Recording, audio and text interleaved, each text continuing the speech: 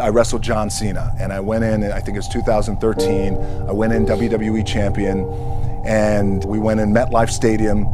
We had a record-breaking attendance, which was amazing that night. We accomplished our goal. So I wrestled with John Cena. We had 45 minutes planned for the match. It's nonstop, go, right? So your conditioning is tested.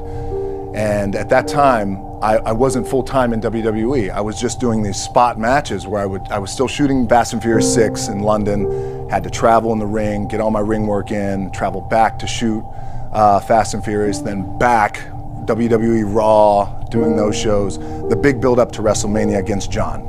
We get to MetLife Stadium, it's a big night, this is it, it's game night, right? It's championship night for me. 45-minute match is planned out. At the 15-minute mark, bang! I feel something pop. I'm like, boom! What the fuck?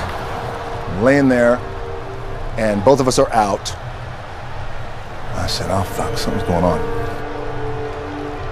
And I stick my hand, that was 85,000 people, right? And we're just laid out like this. I kind of roll over, I stick my hand down in my trunks just to see, I want to make sure that there was no bone sticking out.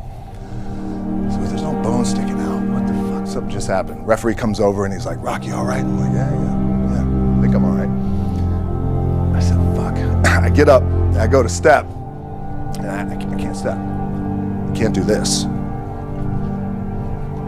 I have to use my leg like momentum. I gotta do that. So now in that moment, and you guys are gonna have these moments, you probably already had them already, where you're in the game and you're in the thick of things, and you gotta make a decision. What I gotta do? I'm gonna stay in the game, committed to the team, I committed to my team, the whole entire roster, right? So I could tell the ref says, are you okay? And I have one moment. In this moment, it was a defining moment. I could either tell him, no, I'm done. He'd give the signal, match is over. Or, let's keep going. And again, this is a little takeaway for you guys. If you ever have this moment, I'm sure you have. If you haven't, it's coming. We had this decision. I said, no, let's keep going. I said, how much time is left? He's like, 32 minutes. I'm like, fuck, okay. Rest of the whole match, couldn't move, doing everything like this. I'm getting scared because I'm thinking, man, well, what happens if I pinch something or something like, you know, I don't know, your mind starts fucking with you in the moment. There's 85,000 people, your adrenaline's rushing. Thinking, man, what happens if I'm gonna lose my leg or some shit like this, if I've just done something to my artery? Final move of the match is his big finishing move, and I remember, I'm getting up and I'm turning like this because I have to fall into him. He's gonna hit me with his big finisher.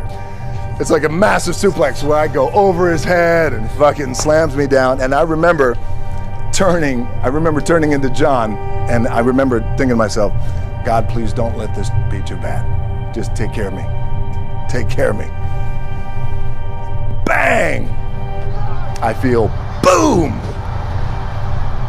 Now I don't know what the fuck just happened. Now luckily the match is over. He pins me, 1, 2, 3. Comes in the back, I get to the back, I can't move. Now, getting a little nervous. Doctors come in, don't know what's happening. Get on a jet, rushed home to my doctors down in Florida, and get an MRI, find out that I have completely torn my adductor, the top of my adductor and my top of my quad off my pelvis. Yes, really, really fucked up. What I was proud of was to walk out on my own, but not only that, but in this fucking moment where the odds are against you, people are watching, your team's depending on you, you either say, I'm done, or this shit, whatever the fuck is going on, it's temporary, and it may fuck me up at some point down the road. But I'm not gonna let this opportunity go by without giving it my all. Hold on to that fundamental quality of faith.